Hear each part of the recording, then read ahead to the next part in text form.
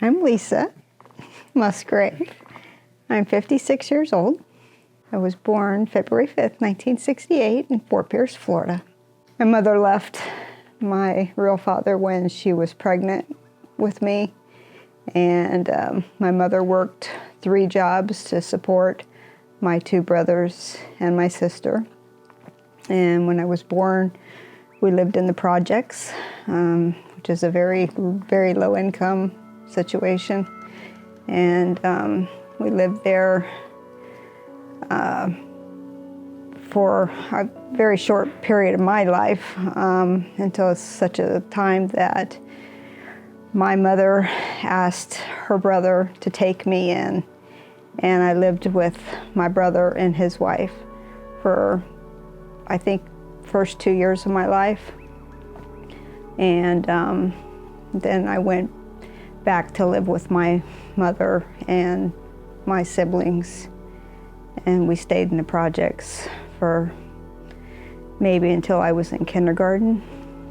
And all throughout that time, my mother continued working 3 jobs to support the 4 of us. She continued to just work really, really hard. My mother was a very hard worker. And throughout that time, she met who later on became my stepfather. And he was a very big influence in my life. And he later, as they grew closer, before he became my stepfather, continued to help her, not only emotionally, but financially as well, helped us out of the hole. So we got out of the projects, got into a nicer home, nicer areas, and continued to move up. So was able to go to nicer schools and things like that. So he was a very big influence in my life. He was very supportive, not only to the rest of my family, but mostly to me, I think. Being the youngest of the children, you know, he helped me all through school, was always there to help me with my education and whatever I needed. He's who I am today because of him. I lived in the projects not too long in my life because he was such an instrumental factor in getting us out of there. But the projects are, like I said, low-income housing, and it's literally just apartment after apartment after apartment after apartment, very small housing, minimalistic. It's got a kitchen, it's got very small bedrooms, usually 1 to 2 bedrooms, and they're usually government funded. You will find people that either don't work or they're provided income through government, you know, people on food stamps, things like that. My mother wouldn't accept government assistance. That's why she worked 3 jobs. She worked at a restaurant, she worked as an accountant, and she worked at night as a restaurant hostess as well, just trying to get by. And that's where she met a co-owner of a restaurant, and that was Johnny. The name of the restaurant was Frankie and Johnny's.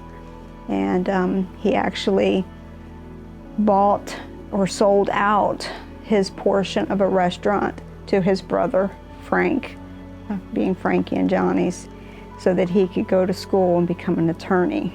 But he wasn't your typical attorney. He did a lot of what's called pro bono work,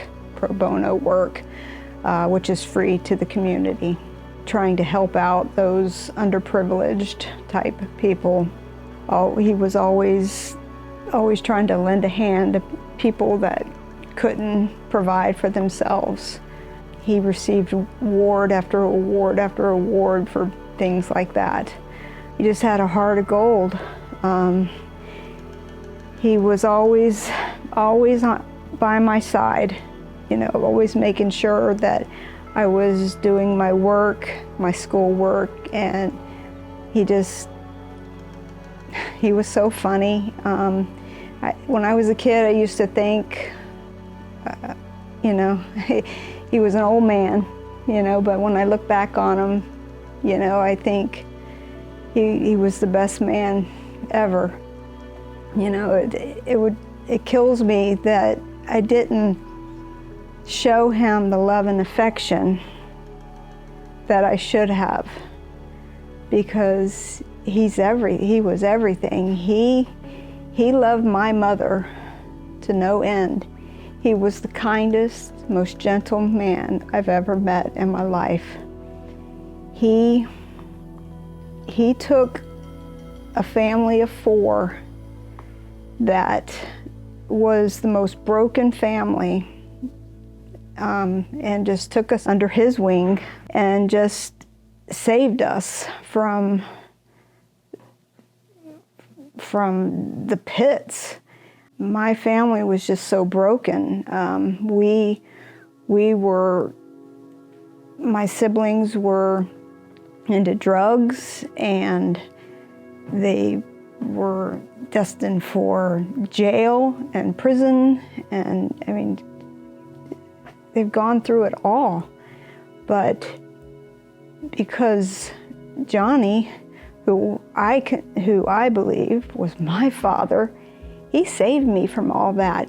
Because he was there with me the whole time, and he always guiding me, showing me what to do, and being by my side. He saved me from all of that. He kept me out of that. I'm the only one in my family who hasn't experienced any of those negative, toxic ideals because of him. My parents never forced me to work because they always felt that school was my first job and earning good grades, because they wanted me to be the first one to go to college. But I wanted to go to work so that I could have some spending money, because we never had much money, for me to just go out and spend money on going out and things like that. My first job was as a video store, working in a video store clerk. It's where you go in and you rent videos rather than streaming. So I did that. People would come in and they would rent videos, and they'd get them for so many days and then have to return them, okay? And they used to have this saying, please rewind, please be kind and rewind. So so that's what I did. I rented videos. And I would do that after school, probably several times a week, and on weekends. How much did I earn? I have no idea. It was probably minimum wage. Didn't earn a whole lot, but it was probably just, enough to maybe buy something I may have wanted, or, just go out or something with some friends, but it wasn't anything lavish. It was enough to keep me from, going to my parents, because I knew my parents didn't have a lot of money for me to ask them for money. When I was really young, I wanted to be an astronaut. Yeah, so I always kind of had my head towards the stars. And so Johnny always said, well, if you want to be an astronaut, there's nothing stopping you, but you do have to earn good grades and go to college and, take the advanced courses. And so I always pushed for that. I was always enrolled in advanced courses in high school, and and then I went off to college and was geared towards that. In high school, I was enrolled in some architecture/engineering courses. But when I was in high school, I got really interested in the architecture aspect of it. And so then I got to thinking, I really kind of like architecture. So I had actually was thinking heavily in, enrolling into college in architecture. But then my senior year, Space Shuttle Challenger blew up. And when that happened, it just kind of set the world on fire, including myself. It really threw me for a loop.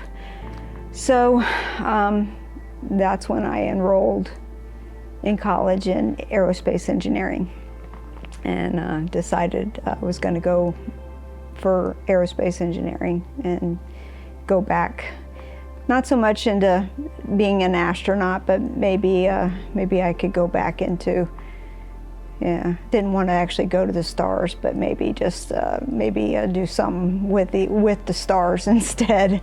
So I got my degree in aerospace engineering, and I worked at NASA for a while. And after so many years of working at NASA, they had their cutbacks, and after I can't remember how many years, I think I worked there for about 5 years, then NASA did their cutbacks and ended up getting laid off. I guess Challenger kind of did a number with NASA and the government. The government cutbacks and all, they said that we have to cut your contract. Being an aerospace engineer, there's only essentially 2 places at the time. There were essentially 2 places in the country you could work: Kennedy Space Center or Houston. Your dad was a teacher, can work essentially anywhere in the United States. But I could have worked 2 cities, Houston or Kennedy Space Center. So I got thinking, what am I going to do? I kept thinking about, what am I going to do? So I happened to be enrolled in this seminar. It was this health seminar, and they happened to be going through all these different, going through this like first response and health and all these things of what to do. And I was just really, really into it. I was going in and I'm like talking, asking questions, and it was presented by these paramedics and EMTs. And after the course, I was talking to one of the paramedics, and the paramedic said, "Have you ever thought about a career in health?" And I said, "Well, up until this point, no." And he had no idea that I worked for NASA and that I could potentially be looking for a new job. And then I went home that night and I said to Monty, I said, "I think I may have found my new career." And I went the next day and I enrolled in some anatomy and physiology at the college and started enrolling in nursing courses. And then I became a nurse. The engineering wasn't as exciting as I thought it was going to be. I really liked working at Kennedy Space Center during launch time. Every other time, it wasn't all that it was, all the hype that I thought it was going to be. It was a lot of sitting behind the desk and crunching numbers, and it just wasn't that exciting, It was actually kind of boring. It's not something that I enjoyed doing. Going to school, I really enjoyed it because I really enjoyed learning about the body, and all the courses I really liked. I didn't so much like the homework. It was really hard. It was hard work for me. But I took school even more seriously than I did as a teenager. I took it seriously the first time, but this time it was just even much more so serious. And it's probably why I graduated the top of my class. But it was hard in the essence that when I went to nursing school, you were 4 years old. So I was juggling, having a toddler and going to nursing school for full time. But I wouldn't have traded it because kind of who I am now. You know, I've been doing this for 25 years now, so I'd say it was a good fit, and I enjoy it. Yeah, I have a Bachelor of Science in Aerospace Engineering. I actually started my master's in aerospace engineering, but I really didn't go too far, because then, like I said, I started my master's, and then they said, well, we're going to start doing cutbacks, and I said, well, I said, what's the point? In high school, most of my fun time was involved around band camps, festivals, bus trips, things like that. I was a band geek, you know, and that's where all my friends were. Played trumpet. It was just, that's where all my friends were, you know, it was all the practices in sweltering heat of Florida on the parking lot. We would complain, but it was fun, you know. It built character, it really did. You know, you go around, and I was band captain my senior year, and it was just a lot of fun. That's where all your friends are, and friends with some of those people even to this day. But as far as college, I went to an engineering school. And like I said, I was pretty devoted to my studies. I can't really say I had a lot of fun. You know, it was aerospace engineering. So did I have a lot of fun? No. I struggled to get through that degree. I really struggled. That was a hard degree to get through. And yeah, I mean, I gotta be honest with you, I'd have to say probably 70% of the reason I went into that degree, not only was it just, yeah, it was because of the Space Shuttle Challenger blowing up, but, you know, in retrospect, a lot of it was, you know, I wanted to make my parents proud, you know, and yeah, to go off to college, it was something I was gonna do, but to get a degree in aerospace engineering, boy, my parents were proud. You know, they bragged on me, my daughter's getting a degree in aerospace engineering, you know, but boy, did it played a toll on me. I got my degree, you know, but let me just say I wasn't the sharpest crayon in the box in that school. It was tough. It was really, really tough. So I graduated top of my degree in nursing, but not in aerospace engineering. It was just a really tough degree. I wasn't, you know, hanging out in parties and you know, having lots of social activities with friends at that degree, because yes, I spent a lot of time studying, and it was just to get by through that degree. I've never worked in floor nursing. Never. The only time I ever did floor nursing was my clinicals, and I will never do floor nursing. That's like working in med-surg or, you know, where they have 9 patients. That's the grunt work. When I started my nursing career, I went straight to emergency department, and I loved it. That's where all the gore is, and that's where my adrenaline was. I loved it. And I started working trauma after that, and I loved that even more. I did that for a long time.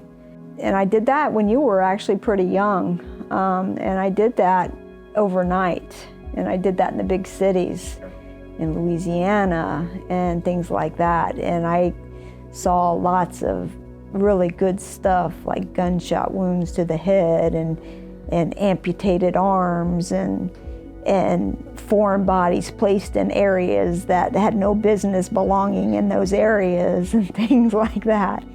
But see, and I loved those sorts of things. I loved working and helping people with those sorts of things. And that's where my love really was. I loved doing that sort of medicine.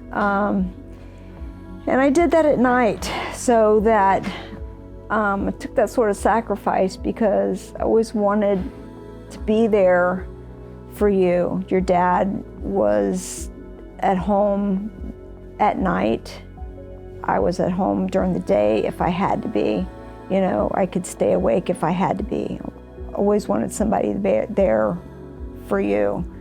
And then, you know, when I didn't need to work nights, then I could switch up. And as I got older, you know, that pace of the emergency department kind of needed to be shift over to the younger crowd. And so then I moved over to what's called the cath lab, and that's where they do interventions on the heart, you know, like for people having myocardial infarctions, heart attacks, where they go in and they open up the vessels in the heart, and even diagnostics, you know, to see if they're having heart attacks or what their risks are for having heart attacks, that sort of thing. Included in that was what's called interventional radiology. It includes the vessels of the body, you know, things that are occluded through the legs and the renal arteries and things like that. And then after that, I moved over to what's called peri-op, which is the area surrounding surgery, which is pre-op and post-op. And I did that for quite a while, became the manager of that unit, getting patients ready for surgery and getting them back after surgery. And then we moved to Virginia, and I actually entered into the OR, and that's where I'm at today, doing surgery. And that includes all kinds of surgeries: general surgery, urology, plastics, gynecology, a little bit of everything, and I love it. Well, there's different roles in the operating room. There's what's called a circulator, which is your primary responsibility is patient advocate, which is basically where you are taking care of the patient. You are responsible for that patient because that patient's asleep, and so you're basically speaking for that patient. Since they're asleep, they can't speak for themselves. So while you're positioning that patient, you're making sure that that patient is safe from harm, that their nerves aren't getting injured due to positioning. And there's actually a vast number of ways that they could be injured. And then you have the run of the room. You have to make sure that everything is safe in the room. You have to make sure that the supplies are in the room for the scrub techs. And then there's also, as a nurse, you can also be a scrub tech. And that's where you're actually scrubbed in to assist the doctor, and I do that as well. You assist the anesthesiologist, so I do that as well. Those are three of the major roles. Monty and I have known each other a very long time. We actually grew up half a mile from each other. And so he's about 7 years older than I am. We actually kind of met through musical gigs. Like I said, I played trumpet, he played trumpet. And we met through playing at musical gigs, like musicals and festivals and churches, like where we'd be hired to play in churches like on Easter Sunday or Christmas or things like that. Like where he'd be a trumpet player and I'd be a trumpet player and things like that. Or he'd give me lessons, things like that. So we kind of met in those situations. We'd know each other through those sorts of situations. And then, funny enough, my senior year, my band director at high school retired, and then he became my band director. But funny enough, I hated him my senior year. He came in with an attitude trying to change everything up, and then And then I decided, okay, he's not all that. I actually kind of liked him up until that point. He was okay, but then he came in the senior year and I was like, oh my gosh. But, it was fine though, So anyway, I left my senior year, I went off to college, and then a couple of years later, I was off earning my bachelor's degree at getting my aerospace engineering degree, and I was at a restaurant. I was off having lunch with some friends, and there he was. And I was like, what are you doing here? And he says, I live here now. And we just he had moved. Yeah, and it was kind of took it from there. And yeah, we just kind of started hanging out. We started playing tennis, and because tennis was back then, it was just, I think Wimbledon was going on at the time or something, and we were both like really into tennis or something at the time. So we just started playing tennis, and we were both really active at the time, and just hanging out. We went to movies and had dinner a couple times, and just started dating and things like that, and just kind of took off. How did I know he was the one? I think when it got to the point when it's like you know that you like to breathe, and Monty's as much as part of me as the air in my lungs, You can't live without air in your lungs. And if I didn't have Monty, I couldn't breathe.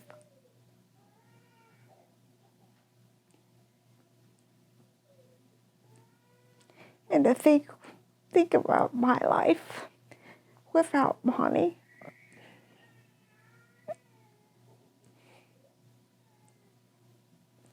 He's everything to me.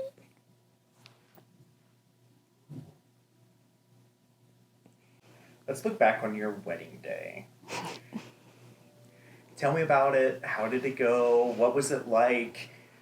Everything from how much, do you remember how much you spent, who, if anyone else paid for it, what was it like, your memories of it, everything. I want to know everything about your wedding day. It was a Wednesday. Mm-hmm. I spent nothing.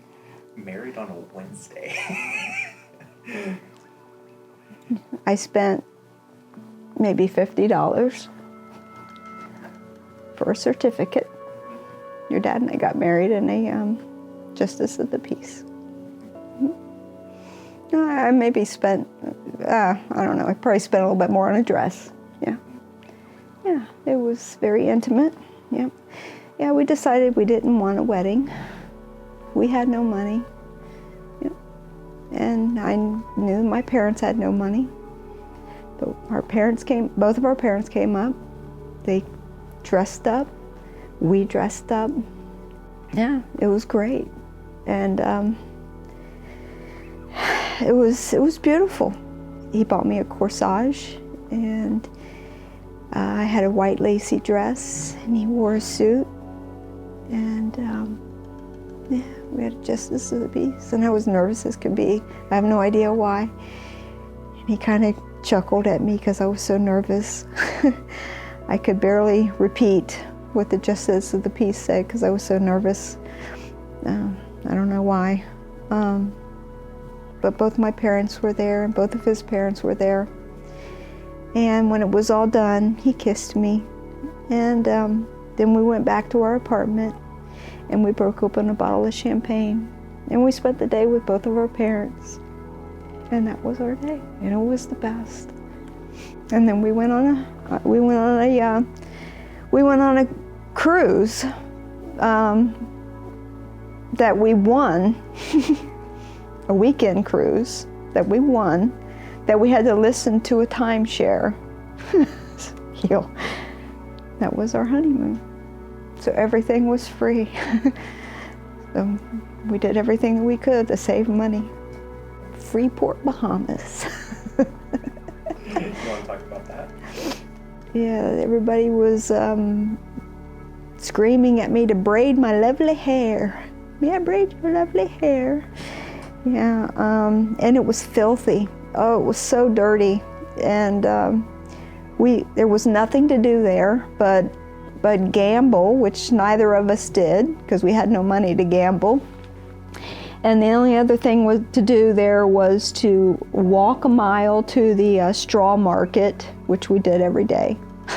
That's all we did. We did. One day we rented a moped and rode the island on a moped just to see what what was on the island. There was so much trash on the island, but it was so much fun though. It really was. I mean, we spent no money except to rent the moped, and we just had a great time. We just the seas were on the ship, and I think we both got sick and couldn't wait to get off the ship, and it was great. It was great. Didn't spend a dime. It was 1990, so I think I was 22 years old, 21 years old. Your dad would have been 29, 28, something like that. I have a stepdaughter. So that's Monty's daughter from a previous marriage. And I had Evan when I was 27. Well, you're never really ready. I was ready emotionally. Financially, you're never ready. I always wished that Karen could have been more with us, but she was not my child. Wanted her to be, but we got her every other weekend when she was young, and that had to have been enough. For you, it was the best part of my life, the best thing that ever happened. You were a piece of cake. You were so easy to raise. You were my boy. I never had any problems out of you. So many people tell me about their horror stories of raising their children, and I never had those issues out of you. You were easy. You were easy with school. I didn't have emotional and behavioral problems with you, so I don't have any advice for any parents that were going through that. Financially, yeah, you struggle. You have to make, and we made sacrifices, and it just kind of depends on what you're going through, with your home or what other situations you may be going through. I mean, like for you, I think your big ordeal was the orchestra. It was, but it's something that we enjoyed. For you were in the orchestra, and every day or every weekend it was always something. But it was a joy for us to participate in that with you. Before orchestra, it was sports, and again, that was always a joy. And it was scouts, I'm not sure if you remember, we loved doing scouts with you, Boy Scouts, the Cub Scouts, the camping trips, and the organized sports, the baseball, the football, the soccer. Well, mostly for you, it was looking at the daisies in the outfield, but but it was great, I mean, it built friendships for you, and and the orchestra, you were so good at it, and you know, and the weekly trips into Jacksonville, and, you know, it was wonderful. We loved being there for you. We loved supporting you. And it didn't feel like it was a responsibility to us. It was something that we do. And, you know, that's part of what parents do. And we love doing that for you. That's who we are. That's part of us. That became part of our lives. And I'd do it all again. I'd probably do it more heartedly if I were given the opportunity. Running credit cards, way, way up. You know, not being able to make purchases that I needed to do on the house, or do things that I needed to do for the house because I had to, you know, get you things for your base, or purchase your base, or do things that we needed to do for you. Or, I mean, it's not anything that I ever regret, or anything that, you know, anything that I would even look back upon and say, gosh, I wish I had done that. Never in a million years. And maybe even sacrifice isn't the right word. But it's just things that, you know, it's just things you know that you have to do to make things right for your child before you set things right with yourself. My mother worked 3 jobs and would sometimes go 2 to 3 days without sleeping. My mother would make sure that we had food on our plates, and then what we didn't need, she would eat. And I didn't know that until much later. We were in our 3rd home before I saw that. And I didn't realize it. And then I said, why are you eating that? And then it hit me. She had not eaten. She was eating our scraps.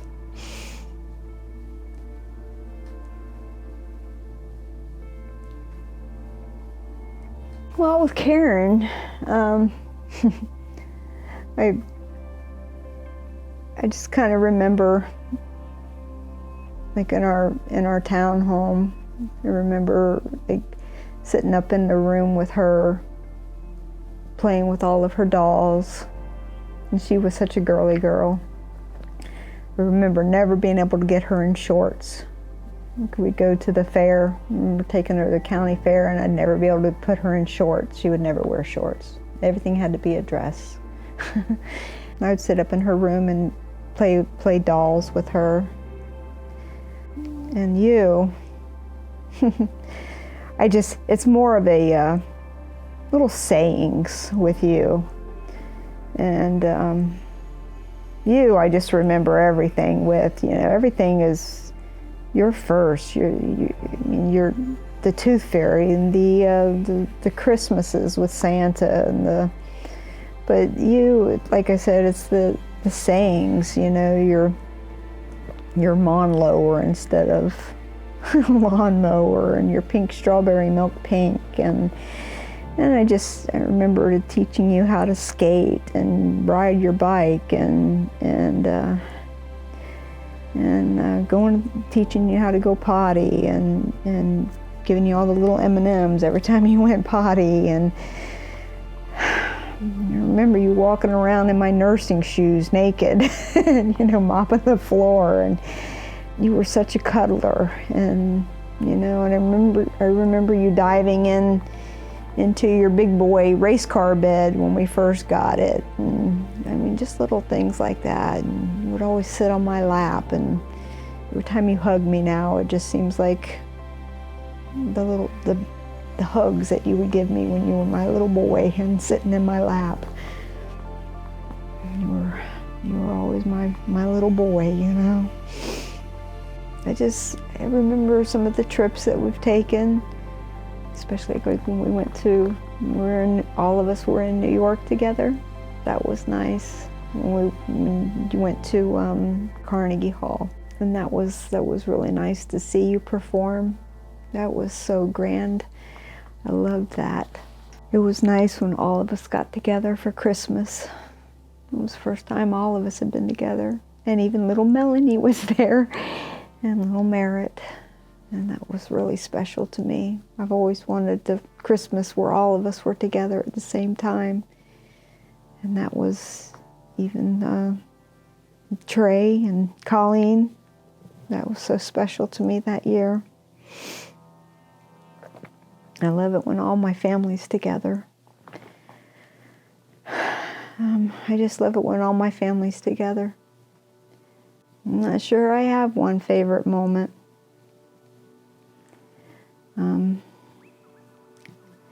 I just, just being with him. We spend, I think it's more of the things that we do together, just spending time.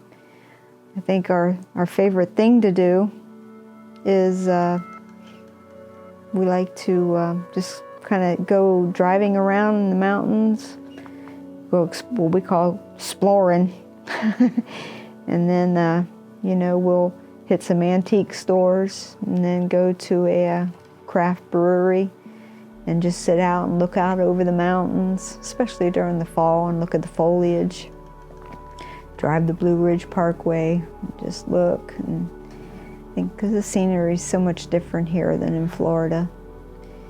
And on the drives, we always end up talking about you and Karen and grandkids.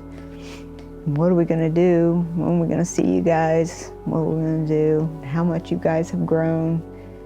So we always end up talking about all you guys.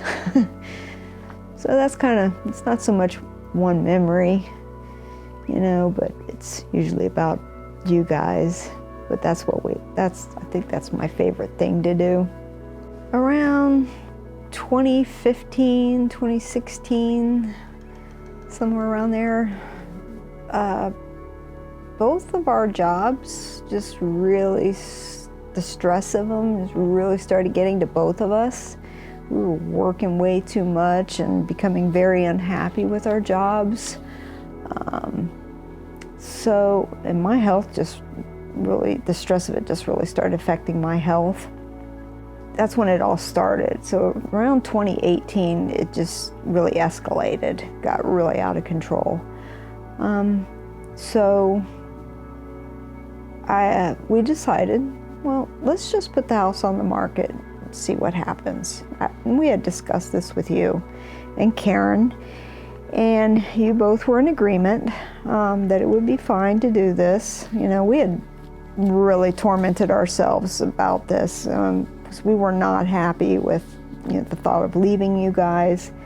But you assured us that everything would be okay doing this, and so anyway, we just decided, let's just put the house on the market, see what happens.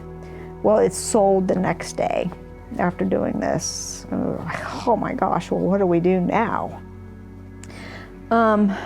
So lo and behold, we had a friend that had a house that they weren't using because they were in Georgia. So our friend said, well, you can use our house. So we did. We used their house for several months while we decided to look for a house and jobs. And we both found jobs in Lynchburg, Virginia. And it just seemed as though God was opening up doors for us, and everything just really fell into place, and it just, like I said, it just seemed like God was just opening up doors very, very easily, like it was meant to happen. It just seemed like a leap of faith that we needed to take. So everything just boom, boom, just fell into place. People were fighting over our house to buy it. We had multiple offers. We just said, it just seems right. So we packed up, we left, moved to Virginia, started new jobs, started over. You met Colleen, you got married. You ended up moving up here. I mean, it is just like, I don't know, it was like Cinderella's slipper, you know? It was crazy right. Before things really started to open up and fall into place, when Monty and I first started talking about, we've got to start over, something's got to give. And it's like I was sick, my job was killing me. I had lost like 60 pounds from the stress of work. He was hating his job, and we were drowning in debt. We had talked about just leaving Florida, and we were like, what are we gonna do? What are we gonna do? We hate it here. And we said, well, we could just pack up and just leave and start anew somewhere else.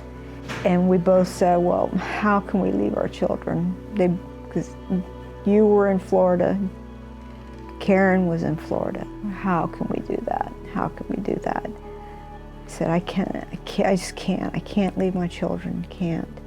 And the only saving grace, because I thought you were going to become a professional bass player. And then I said, well, if we move up north, maybe Evan will be in a big city somewhere. Maybe it'll be closer. And that was kind of my only saving grace at the time. And I'm like, well, we'll be that much further away from Karen. I don't know what to do. I don't know what to do. And I was just so torn. And then that's just kind of where I said, I just got to put this in God's hands. I don't know what else to do. I don't know what else to do. Let's just put the house on the market, see what happens. And then when it, like I said before, when it sold the next day, I said, this is a sign. And then from that point on, I knew that it was the right decision. My whole life,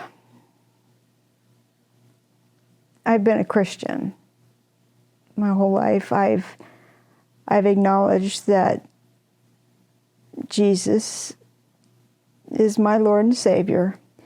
But my biggest regret is that I have not fully and completely given my heart and soul to Him the way that I have until recently. I was baptized with you in 1995. But up until probably a year ago, did I not fully understand until I completed reading the Bible and studying the Word and fully understanding the gospel, that I fully understand what it means and truly understanding what it means. So that's my biggest regret, is that I did not fully give of myself, because my life has changed ever since. I've grown up. My mother was always, a believer, and I grew up a believer. I've always said there's God. But, I've always been a sinner, and I'm still a sinner. We're all sinners. But Jesus was placed on this earth for that reason, to absorb those sins for us. For me, in the past year, I've studied the Word, studied the Bible, and now, my mind is just blown, and I've seen what it all means now. And I don't want to come across as some crazy religious fanatic. I'm not. I just know what it means now. I've been so enlightened. I want to share with others. And I want you, and I want Colleen and Karen and Trey, and I want Melanie and Merritt. I want you guys to feel what I feel, and it's the Holy Spirit. I just want you to share with me what I feel, because it is so life-changing. If you would just feel it. I mean, the proof is there. It is written. The love that he shares, and he will change your life. And by he, I mean God. He will change your life if you just let him into your heart. All you have to do is just accept him. But you gotta put a little effort in. That's all you gotta do. Just accept him. It's so important to me that, I mean, you grew up in the church, Evan. I wish for Melanie to be baptized. I really do. I don't know if I have a legacy. I just hope that I've touched people's lives, or that I will touch people's lives. I hope that they see that I'm a spiritual person. And I hope that God sees that I've done good deeds, and that he sees that I'm good in his eyes. That's all I ask. I don't need to be good in others' eyes. I just need to be good in his eyes. Well, I think other people probably see me a little bit like a type A type personality to an extent. I mean, I'm kind of a perfectionist in the sense that, you know, people like that I work with, they always say, you always have to have everything so perfect. My preps have to be perfect. The patient has to be positioned perfect.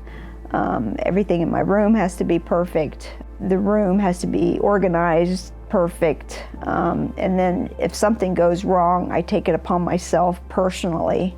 I don't accept when things go wrong. When things go wrong, I take it personally, because that looks bad upon myself. That's something that I've done wrong. And even if it's not necessarily my fault, but it's my room, or, you know, it's just, I feel like it's my fault. If it's my room, it's my fault. Or so in that sense, people say you're such a perfectionist. You're so type A.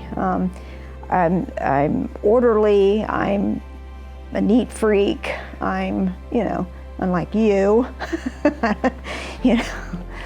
But in that sense, I'm not really, I don't think I'm impatient. I think I'm a pretty patient person.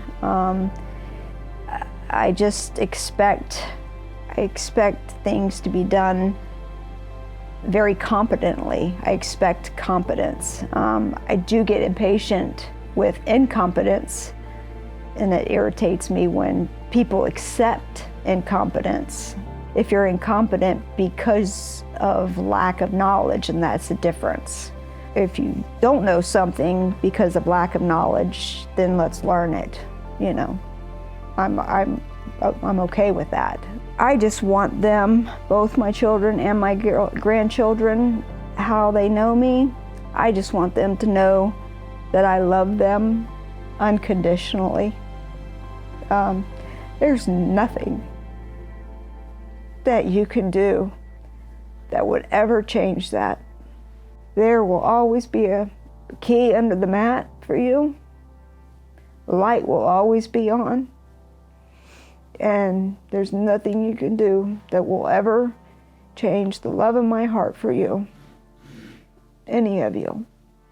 You always have a place, always have a bed, always have a roof over your head, and always have a warm meal. And I'm always here for you. When my father, Johnny, was dying of cancer, he was on his deathbed, we had our last daddy-daughter talk. And he said, Lisa, find your God. That was his advice to me. And I thought I did at the time, because about a year later you were born. And that's when I was baptized with you. So I thought I found my God at the time. That's when I started my religion. That's when I started. But I thought I found God at the time. But now I can truly say that I have. It's been a journey finding Him. But I can now say to Johnny, who's up in heaven, I can now tell him that I have truly found God. So I can attest that now I have. Go to church. Call your mama and daddy a lot. Call your grandma and papa a lot, because they want to hear from you. They generally do. We want to hear from you. Say please and thank you. Don't expect a free ride. Forgive. And above all, stay humble and kind.